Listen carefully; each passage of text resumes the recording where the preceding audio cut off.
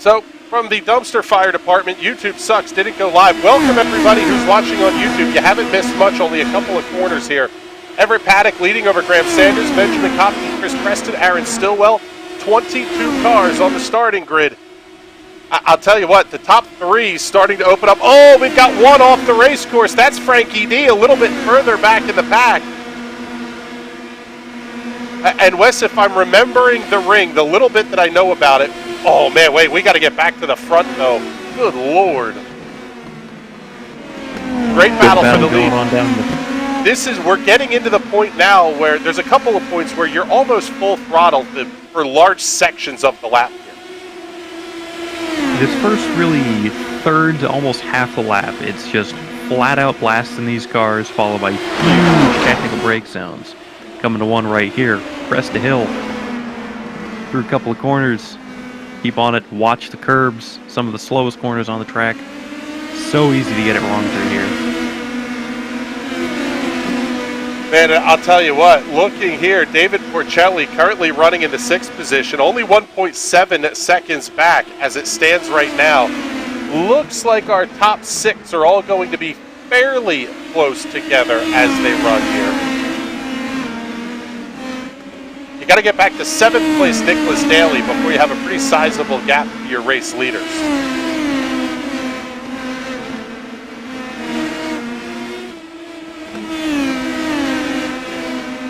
Coming through now, this is one of my favorite sections of the track.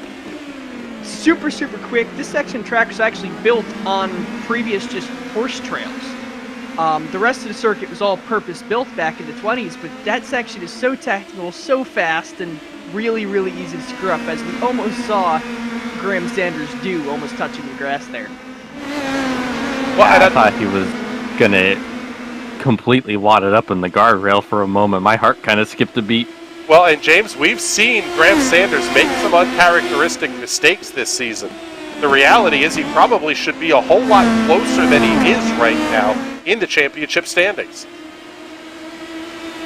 Yeah, it's been a really kind of un-Graham-like season in a lot of races. Like, we're used to him just hitting every corner without any problem, but there's been a few times where our jaws hit the floor at what we saw. Battle for 5th place. I believe that's 4th place for Chris Preston and Aaron Stillwell. Yeah, let's slide back here just a tick. Good battle here. The battle at the front is pretty good too. I call this section here Go ahead. to run down the carousel, even though that's not what it's actually called. You go through this right-hander, then another little short straightaway, and then one of the most fantastic corners in all of motorsports. Trouble on the racetrack for Rod Eskew having an early issue. By the way, fantastic camera work by Connor Baldwin putting these cameras together. I spent almost 10 days building the cameras for the Nurburgring and said, screw it, I'm not doing this.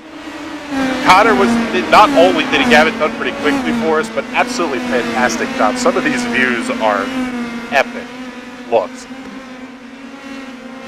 We mentioned trouble on the racetrack for Rod Eskew. He unfortunately had to take the tow back into the pits. We'll take a look here and see what happened to Mr. Eskew here. Running towards the tail end of the pack, a little bit of a twitch. Oh man, huge contact.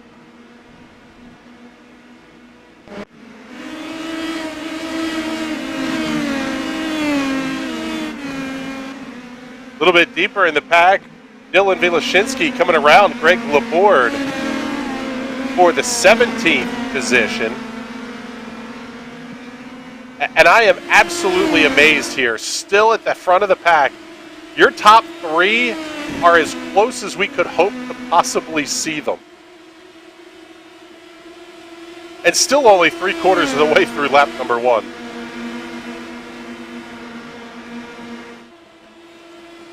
Coming into Schwalbenstrasse here, one of the most technical brake zones on the track. You have this high-speed run through Flansgarten, and then on the brakes while you're turning turning right into a left-hander. Now coming through Gelgenkopf onto the Dottinger Hura. Long blast going to get all the way up into 6th gear, max the car out, get a little draft snake going on. A little bit of a gap back between Sanders and Paddock by the looks of it. Almost 2 seconds. Your experience on this track, I would say that last corner there is probably the most important corner on the track. If you don't nail that, it kills your entire run down the straightaway. You have about a mile-long straight here, so yeah, you kind of do have to get that. It is just about flat out in these cars. It's easy to get it wrong. One line, if you're offline by more than half a tire's width, you got to lift. It is going to ruin your day through there. Well, and I'll tell you what, these guys are running not a ton of downforce, or at least similar levels of downforce, because Benjamin Kopke had an... Oh, he gets a little loose! Oh, and Paddock makes contact! Paddock and Kopke! Kopke into the attenuator. Oh, and Paddock's stuck! He has to tow! Everett Paddock has to tow? Could that be the championship-winning moment for Graham Sanders? He's going to have to keep it clean for 4 more laps. Wow. He has quite the gap now.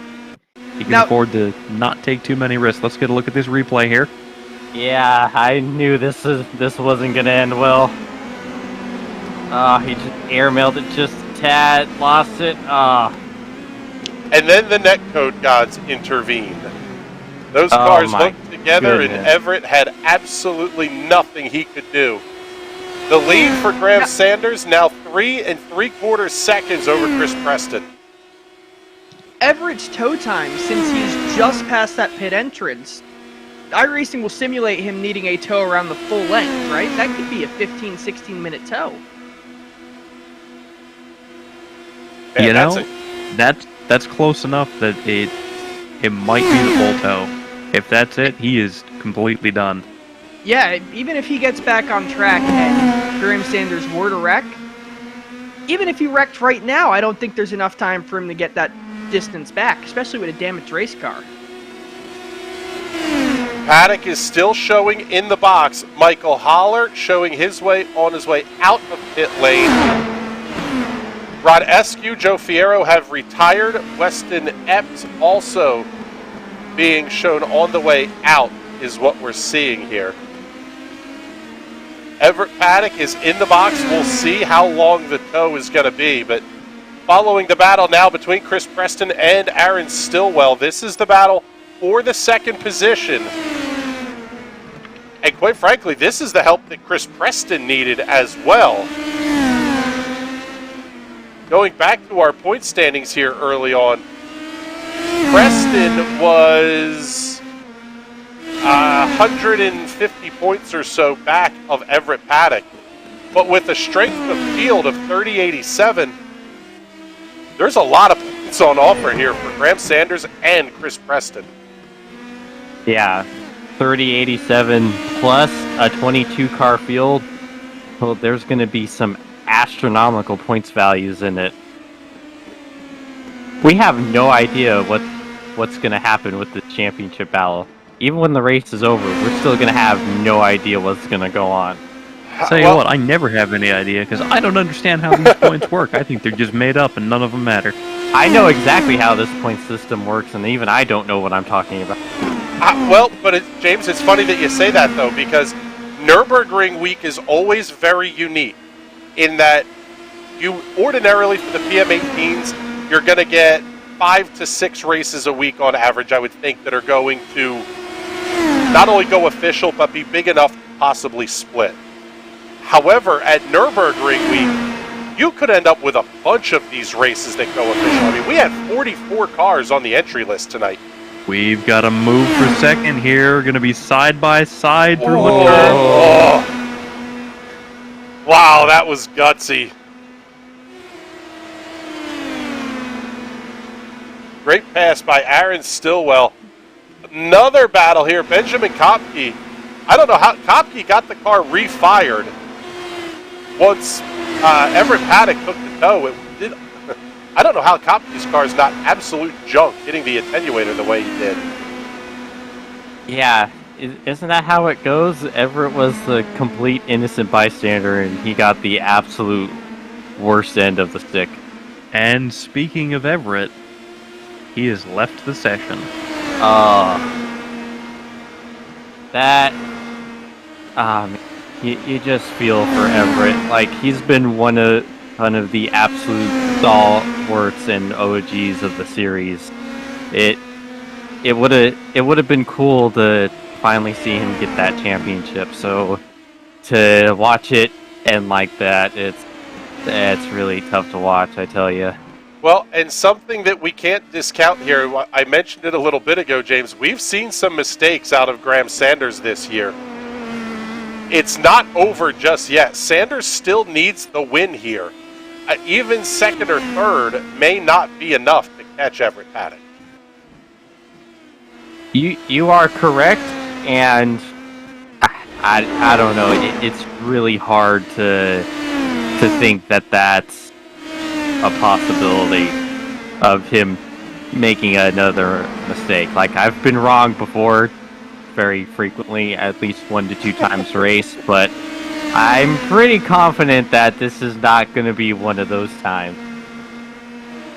Well, and we mentioned the participation this week at the Nurburgring, and Wes, you were talking in the pre-race a little bit. Greg West from iRacing putting out, I guess, some, not teasers in the forums, but kind of talking about how the iRacing staff is looking at ways to increase participation in Indy Pro 2000 and the USF 2000. Yeah, he's not really let on what that might be, only that it's probably a couple of months away still. If we're really going to start speculating, I figure it'd probably be some kind of a super session deal where everybody is grouped together. Got a move for second. Preston going around Stillwell on Dunning Arrow. Clears him quite easily. Get a little draft snake game going here. Might have a pass back. Watch this into Tiergarten now. Stillwell looking to the inside.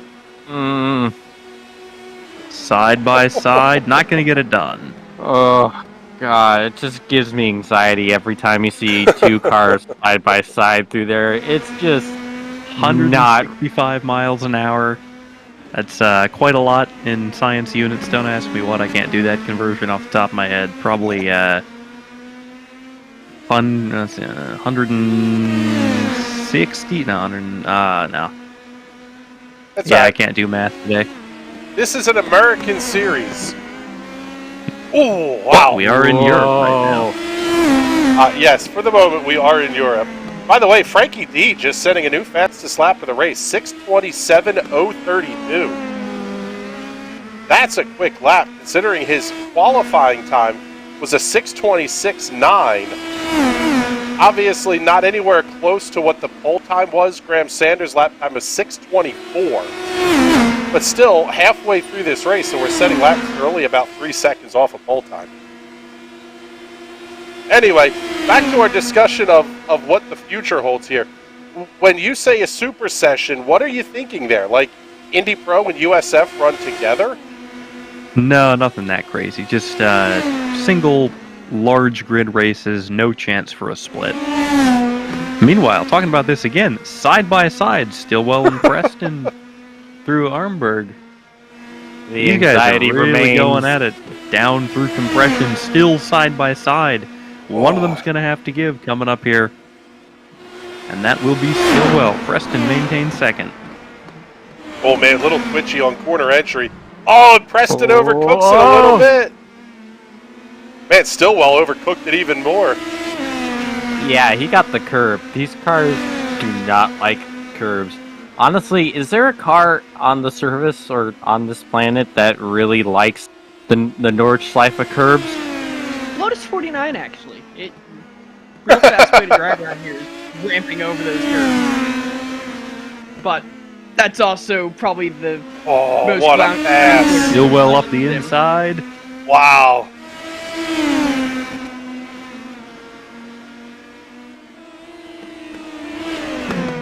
Now down through miss, hit, miss, or as I like to call it, miss, miss, miss, because I've never made an apex here. Yep. Into the slowest corner on the track. And back up to speed we go. Oh, man. I'll tell you what. I have to say I stand slightly corrected. The racing between these two has been absolutely phenomenal.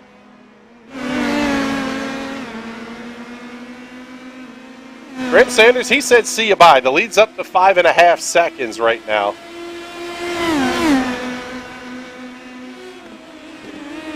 Yeah, the interesting thing about this track, sorry to cut you off, James, is that he's probably not going to see any lap traffic ever during this race. No, you should be pretty lonely for the rest of this. Another 2.5 laps. It's a reminder, it's a 14-mile track. That's quite a lot of room for cars here, particularly with only 22. You consider the Nurburgring 24 in real life, and I'm going to interrupt myself. Preston making another move. Once again, looking at side-by-side into Mut Curve. Single filing out for now. See if we get any moves in the brake zone through Klostertal. Nothing. Too far back. This battle is really good. Another one that's pretty good as well. David Porcelli, Nicholas Daly. They're pretty much doing the same thing here, sitting about between a quarter and a third of a second apart.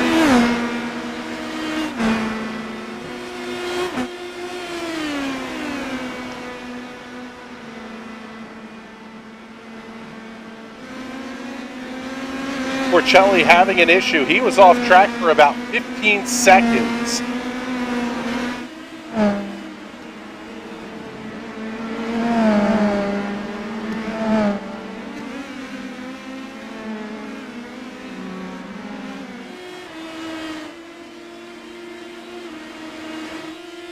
Head back up here to this battle for second between Preston and Stillwell. Small mistake, a little bit of curb just a moment ago for Stillwell. Didn't cost him too much, maybe half a second. Should catch back up shortly here. Through the ever-famous YouTube corner, where if you've seen a compilation of cars crashing at the Nurburgring, it's probably that corner. One of the best viewing spots, also one of the few spots with actual runoff. Yeah, James, that's something here about the ring that is... it's not unique in the current world of motorsports, but there's a reason that this is no longer an FIA Grade 1 circuit. The lack of runoff, the absolute danger all over the place here. We talk about it being nerve-wracking, but there is absolutely no room for error around, 95, 99% of this racetrack?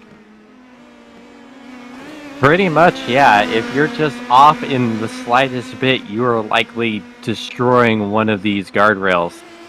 This track is ridiculously difficult. It's fun to hop flap and mess around with, but as far as an actual racetrack, it is a struggle coming from someone who's ordered many meatballs during Nurburgring 24-hour stints. Big old game of draft snake here down the Dottinger Harrow. We'll say another thing that's fascinating about this track, there's only 16 or 17 marshal posts around the circuit, which I say only, that's more than most tracks have. They're all connected in like a local telephone line, so if there's an accident in one corner, they can dial up the marshal posts ahead and behind to throw out the yellow flag. This way they slow down the cars before they approach the danger. I've been to Lime Rock. Those guys aren't calling each other if there's an incident. Well, to be fair, they're also like practically within arm's reach at Lime Rock. Yeah. It's a tenth of the same distance as the Nurburgring here. Lime Rock 1.5 miles, Nurburgring 14.1. A little bit of a difference.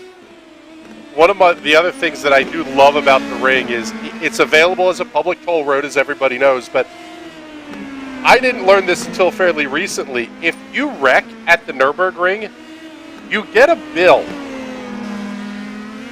You get a bill for the emergency services. You get a bill from the track for any damage that you cause to the property. So if you hit the guardrail and they have to replace a piece of guardrail, you're getting the bill to have that replaced. That's fantastic. Let that be a lesson to you. Don't crash. Yeah, just don't wad it up. You'll notice some speed limit signs around the racetrack. They're the circular signs with the red circle and then a number inside. Not all of this track is no speed limit. There are some sections where they have to slow the cars down because some guy in his Volkswagen GTI is going to yard sale it over the fence there. As some guy with a Volkswagen GTI, you are absolutely right.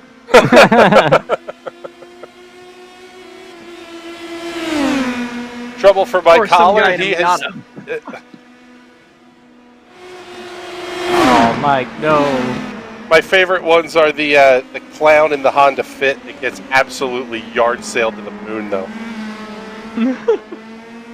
Graham Sanders, by the way, putting up a new fastest lap of the race, 6 minutes 25.508 seconds. So he is absolutely flying. His last lap, 3 seconds quicker than Chris Preston's time.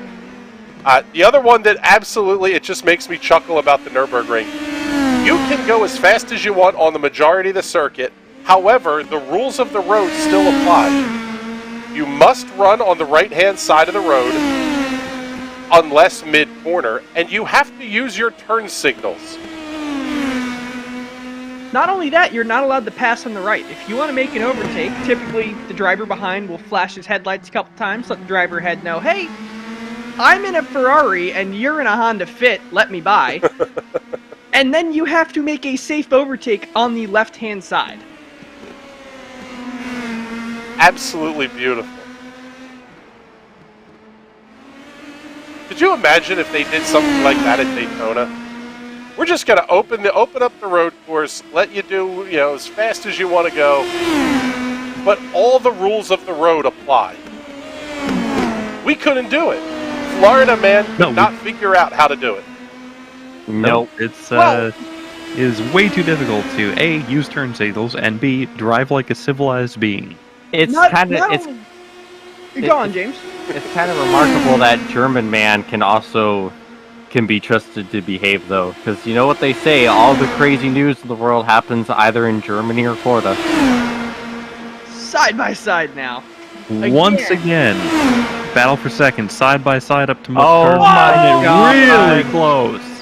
My God. Inches, if that.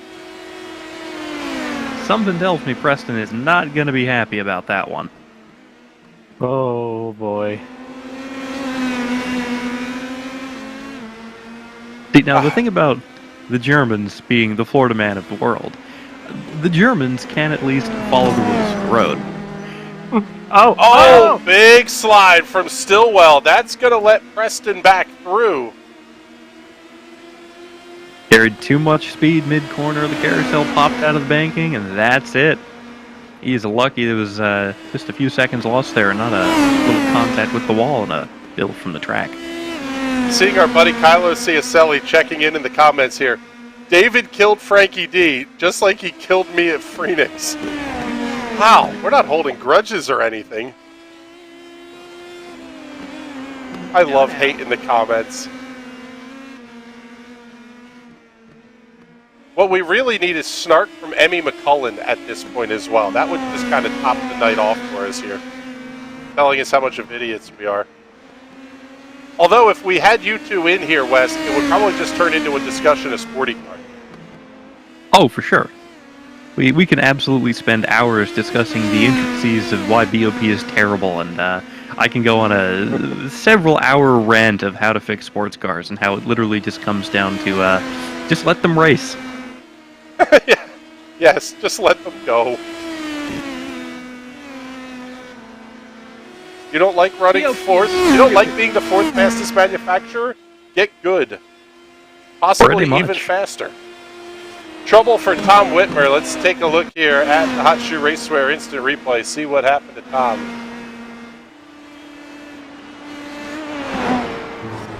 Oh, little off track. Oh, tears the front end off. But he's going to push it around like it's a snowplow. Well, with David Porcelli having it off track here. Oh, and Porcelli's wreck! David Porcelli off the racetrack. Little bit of a slide. Oh, the first hit not bad. The second hit absolutely did him in, and David Porcelli has to take the tow back into the pit area. I thought I was just watching synchronized swimming right there. In my second monitor, I had a Nurburgring crash compilation and watched an M3 do the same exact thing in the same corner. It is far too easy to do, particularly with how little downforce these cars are running to be fast on the straights. So white flag is out. 1 lap to go here for Graham Sanders. A 9-second lead over Chris Preston. And the gap between Preston and Stillwell now sitting at 1.5 seconds. We'll slide back here, pick up Brian Lamarge and Nicholas Daly. They are fighting for the 7th position, and it's the closest fight on the racetrack. In fact, the only fight within about a second and a half at this point. Graham Sanders goes new fastest lap. How about it? He went faster than his qualifying lap. 6:24.706. That's a monster lap out of Graham Sanders. That's not fair. I swear he's driving an Indy Lights car. Let me take a look here and see the world record. Oh my goodness. This has to be a significantly older record. Julian Dunn holds the record. 6 minutes 20.064 for the race record. That's almost certainly on the old Tire and Aero model. Yes. Let's see here. The fastest lap ever recorded by the PM18 belongs to Joni Silvasti out from Finland. 6 minutes 17.799. I couldn't imagine going almost 10 seconds quicker around this place. All of those times are over 30 seconds faster than Niki Lauda turned the Ferrari 312. God, insane. Remarkable. And these things only make, what, 180 horsepower? 220? 265, I believe. These are not high 90210. horsepower machines. 90210 checking in on Twitch here. Contact with the wall? Meeting my friend Barry R. Yes. Yes, but Nicky's Ferrari was shit, he says. But it couldn't be shit. It's a Ferrari. Yes! Pain. It's just a strategy. Oh, wait a minute. But that time he set in 1975 was 8 seconds faster than Niki Lauda or James Hunt's time in 1976 in the McLaren M23. Wasn't the 75 car the one that Niki Lauda told Enzo to his face was a piece of shit? Oh, pulling the Kyle Busch. Now I know who Kyle Busch's idol is, because that might be true.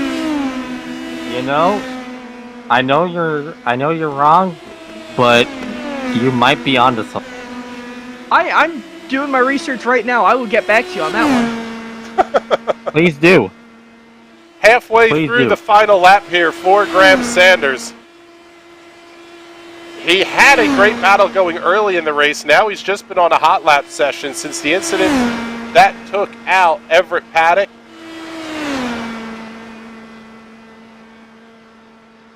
But he has done absolutely everything perfect to this point in this race. Which, Wes, I'll come to you and ask you this question. It's not easy to hot lap this place. I know it's kind of the mentality you have to get in, but the level of concentration that most of this lap requires, that's hard to put 4, 5, 6 straight great laps together. Yeah, again, as I said at the start of this, 14.17 miles, 154 turns. Now granted, a fair few of those are flat-out sweepers. But this final third of the track, so much of it looks the same, and it's the same sequence of corners, just with different radii, different elevations, different cambers. So easy to confuse them, make the mistake, and boom, you missed your brake zone by 50 feet, and you're in the wall, race is done. It's so easy to do. I cannot stress how difficult it is just to drive this track, let alone race it.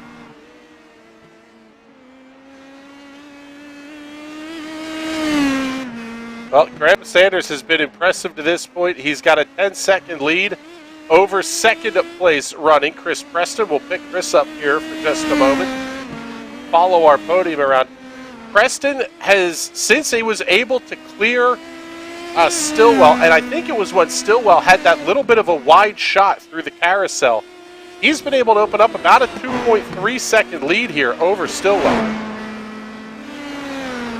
Andrew Berry, and hold on. Helped a lot. Another shout out. Andrew Berry, the oval specialist.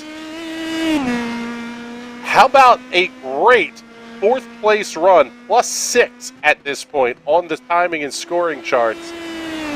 Fantastic run for Andrew Berry. Russ Addy completing your top 5 right now. Oh man, hang on to her. Well, that was almost the commentator's jinx to end all commentators' jinx. That is his first incident of the race, mind you. So we almost did that. We'll have to make sure we taunt him about that. Tell him we cursed him a little bit. Maybe that's our strategy we need to incur for next Oval Week. Yes, I like this plan. So we have not seen a schedule for next season, right? You haven't? I think we have. Let me pull that up. Give me one moment here. Okay. Well, we're just about done with this one. Just a couple of corners left to go here for Graham Sanders. One final right-hand turn to go. Twin checkered flags are in the air, and Graham Sanders gets the win at the Nurburgring Nordschleife. Fantastic drive from Graham Sanders. Chris Preston making his way off the final corner. He will pick up the second position. Run through for Aaron Stillwell. He is just finishing up his lap as well. So your podium will be Sanders, Preston, and Stillwell. Got to go looking back 8 seconds to find Andrew Berry. He's going to come across the line in fourth. Let's pick up this battle between Alex Jensen and Nicholas Daly. They're still side by side.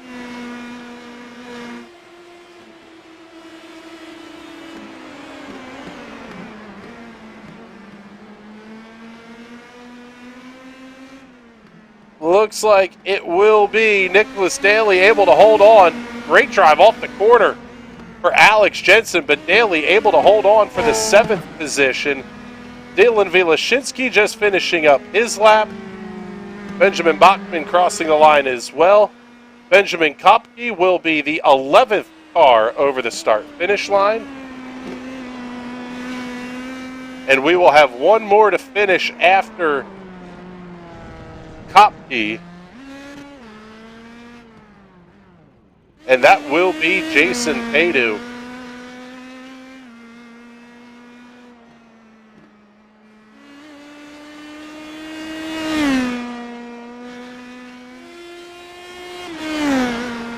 I like the Napa scheme on this one. A little like Chase Elliott, Roman Grosjean-esque crossover here on the PM18 for Jason Padu. It's a very nice.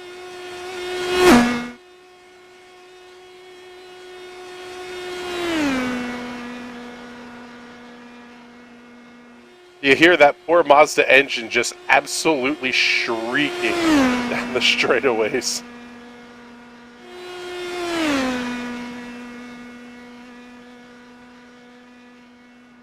Once Padu crosses the line in the 12th position, he will round out the field of cars that have left to complete laps here.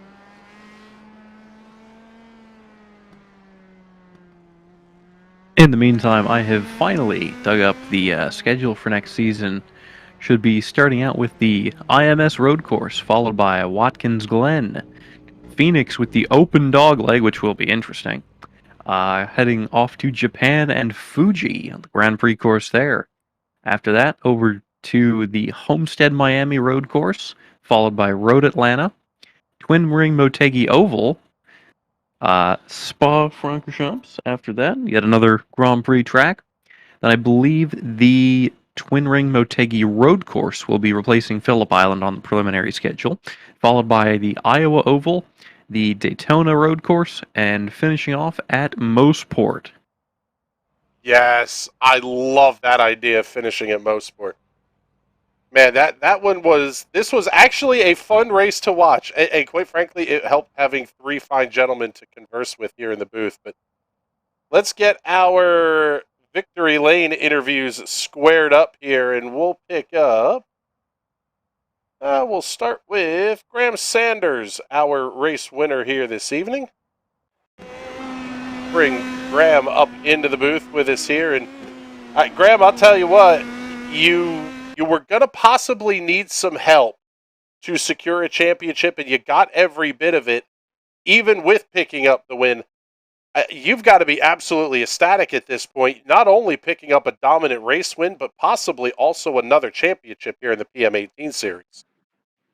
Oh, that was I needed this race to count, and I'm hoping it counted enough. I think I was 160 back going into it. But yeah, this whole season has been good, but I kind of wish I didn't cut it so close, because all of my drop weeks were DNSs. So not going to let that happen again. But yeah, that was a blast of a season. If I win or not, it was a blast. I loved it. Talk us through the night here tonight. You had some good early battles, and they were happening a little bit in your rearview mirror, but close enough to keep you worried a little bit.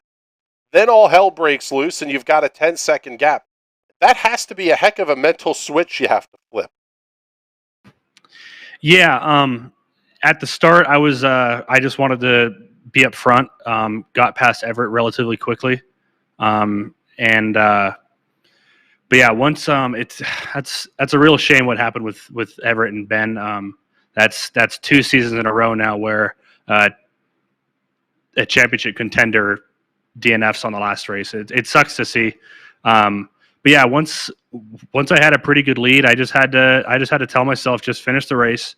I had pretty good pace, so I could dial back a little bit. But yeah, there's really no point in pushing for the last 4 laps of this race when you've got a lead like that. So you just gotta kind of play it safe and be smart. That's almost comical that you say that, because your 5th lap was only about a half second slower than your 4th lap, which was the best lap overall at a 6:24.7, 3 seconds clear of everybody else in the field. You have a heck of a way of kind of backing off and taking it easy. Yeah, I'm not really. I didn't feel like that lap was going to be very quick. I was making sure I was being really easy on the throttle and just making sure I was hitting all my marks. But geez, I actually wasn't looking at the lap times. That's wow. Well, sometimes you got to slow down to go fast. Absolutely incredible season here for you, Graham. I am rapidly hitting the refresh button to see if the points are going to update here, but haven't seen them update just yet. Congratulations, whether you're 1st, 2nd, 3rd, 4th, whatever it is in the point standings. Congratulations. It was a hell of a season. And before we let you go, get all those sponsor plugs and thank yous in. Yeah, I just want to thank the team, all the sponsors, Alpine Stars, GSI, GoPro, Wave Italy. They've all been great. And of course, you guys, as always, I know I sound like a broken record every single race. You guys are awesome. I appreciate it. And I'm looking forward to seeing you guys week 1. All right, bud. Well, thank you much. We appreciate you checking in with us here. And let's pick up our runner-up finisher here tonight, Mr. Chris Preston. And, man, I'll tell you what, you had an absolutely intense battle there with Aaron Stillwell. Talk us through that one, because it was, from our perspective, it was insane what you guys were doing to each other out there. Yeah, it was a lot of fun. Aaron had a ton of pace out there, and of course the draft is huge around this track, running the low downforce, so that allowed him to stick with me for the most part through that race. But he definitely had a ton of pace, and we had a great battle. I think at the end of the 1st lap, I was kind of a little rude to him and cut him off in the last corner, but I didn't mean to do that. It was just, this track is super tough to race, so the fact that we put on a show like that was great. Yeah, then you have the incident that happens early in the race between Everett Paddock and Ben Kopke. What was kind of going through your head working your way through that mess? Because where those guys finished was absolutely dead square in the center of the racetrack. Yeah, I don't know really how I avoided that one. I saw Ben, his left side went up on the grass, and I knew, especially first lap, that's going to lead to disaster. So I kind of anticipated him spinning back across, stuck it as to the left as possible, and I watched the replay back afterwards. There was no space between my front wing and Everett's rear tire, but thankfully only a Ghost 4X and no damage from that. Well, I tell you what, bud, a fantastic season for you. You're sitting, looks like you're either going to finish third or fourth in the point standings. It was already tight with you and Graham going in. Obviously, with him picking up the win, you picking up the runner-up. I think he might have enough to clear you, but still, that is an absolutely fantastic on season this, to be top if you five. want to know, because I know you were going through this with Graham. I'm pretty positive Graham wins the championship off this because he just has that 1 week to count. Whereas Everett didn't get anything for today, David won't get anything for today, and then my drop week I think is roughly 100 points, and I got 178. So I believe that puts me into third place, but I'll wait to see on that. Well, we have the numbers updated as of right now. They just came through. Graham Sanders looks like he will be your champion, sitting on 1,559 points. Everett Paddock falls to second. Chris Preston moves up one spot. Congratulations, a season-long podium finish by 33 points over David Porcelli. Nagisa Yoshikawa rounding out the top five. Man, I'll tell you what, it's got to feel like a win there a little bit. You were kind of a third, fourth, fifth, sixth place car last season. Now you're up front contending for wins every week. I don't know about contending for wins, but I'm definitely near the leaders. The draft is definitely needs some credit for allowing me to be that close a lot of the time. You saw Graham handily pulled away from me tonight as soon as he was able to get ahead of me. But hey, that's part of racing, right? You got to hold on to the toe. It's got to be a part of your game, and you just have to have consistent finishes, and it can pay off for you. You don't have to win every race. You just have to be up there. Well, I tell you what, bud, it was fantastic watching you this season. Congratulations on a podium tonight and in the championship point standings. And before we let you go, make sure you get all those sponsor plugs and thank yous in. Thanks. Of course, I got to thank Team Watson Racing for this season. It's been absolutely fantastic, as always. Limo Boys Racing. I got to thank you guys, of course, for the broadcast. And a big congratulations goes out to Graham on his championship. All right, bud. Well, thank you very much. We appreciate you checking in with us here. And, man, I'll tell you what, this was a heck of a show. I am semi-floored. I will say it that way. We'll bounce around the horn here and start with West Shire. You know this place inside and out.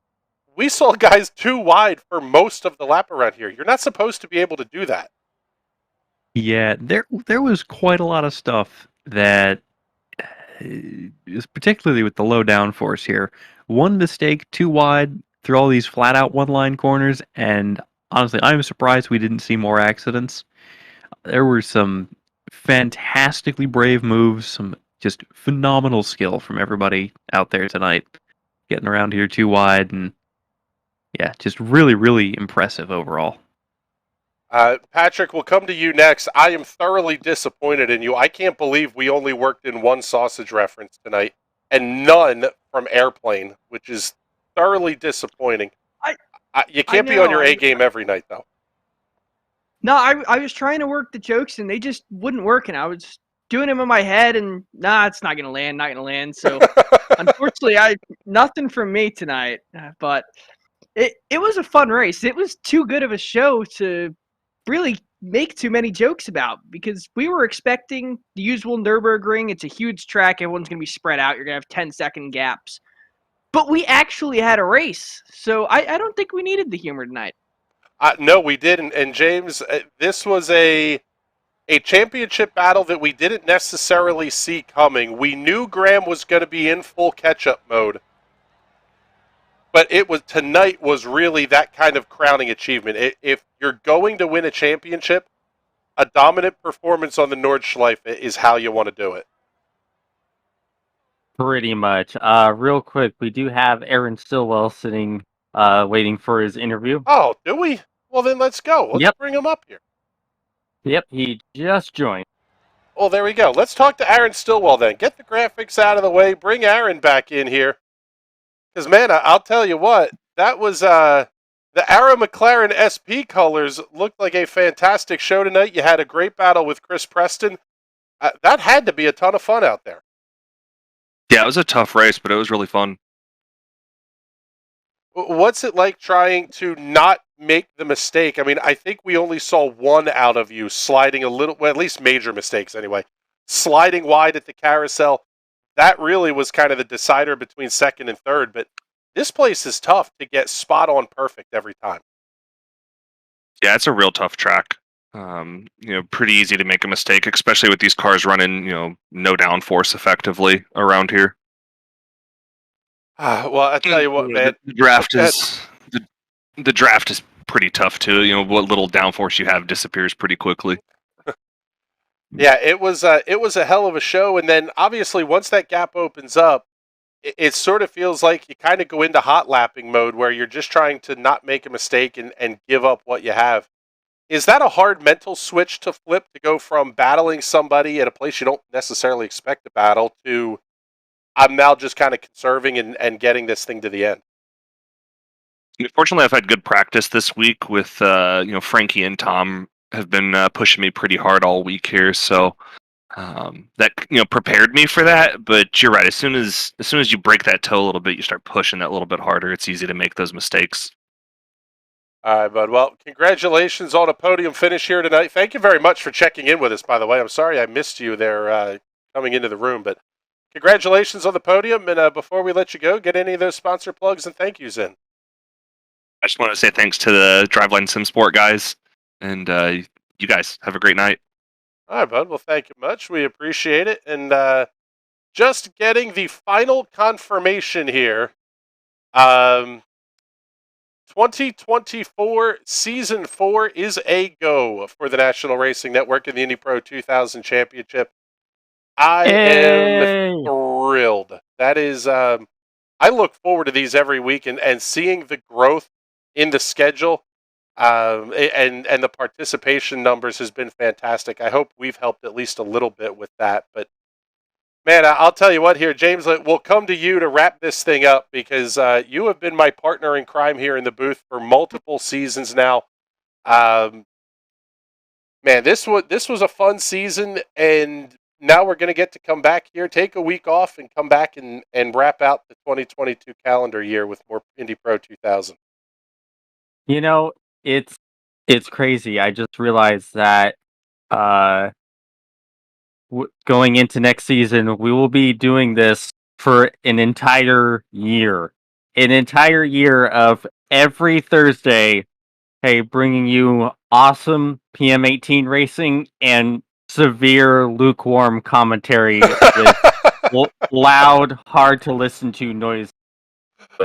And I just, it's an absolute blast to be able to come out here week in and week out and just watch great racing with the folks at home and to be able to share that with the sim racing community as a whole. So I'm honored to be a part of it. I'm honored to have you as my broadcast partner. It's just a lot of fun, and I'm so thrilled to be back again. Yeah, I'm looking forward to it in a big way, especially once we start to hear some of these changes that could be coming for 2023 Season 1. I don't know how we're talking about that already. But yeah, there's a lot coming down the pike, a lot to look forward to. And quite frankly, a lot coming up here on the National Racing Network as well. This weekend, keep your eye out for coverage from Darlington to the NASCAR Cup Series, courtesy of our reporter Alex Gray. Ben Carswell will have all the coverage from Portland International Raceway for the NTT IndyCar Series. Insane weekend for dirt racing across Pennsylvania, New Jersey, Delaware, New York. I think the total is $200,000 almost going out the door in top line prize money across the 410 sprints, running the Tuscarora 50 weekend. I'm not sure if that's this weekend or next weekend. Basically, over the next 10 days or so, it's like $250,000 going out to winners. So keep your eye out there for all the coverage from Burt Wojcik and Adam Rubright on the High Side Hustle. Wednesday night, we'll be back with the Sim Racers Club Premier Series. Actually, no, they're not. They're off next week for Labor Day. We might have an entire week with no iRacing content. Man, I don't know what I'm going to do Entire with week myself. with no Bizzle? I know. Vacation, let's go. Hey, Chris, why don't I go bring your wife some pink beer and we go watch some sprint cars? That sounds like a fantastic idea. You may have just sold me on that one. All right, everybody, we're getting the heck out of here before I start craving beer a little bit too much. For everybody here at the National Racing Network, and especially my broadcast partners tonight, Patrick Byrne, Wes Shire, James Watson, my name is Chris Graham. Thank you so much for hanging out with us. We will talk to you all soon. Have a great night, everybody.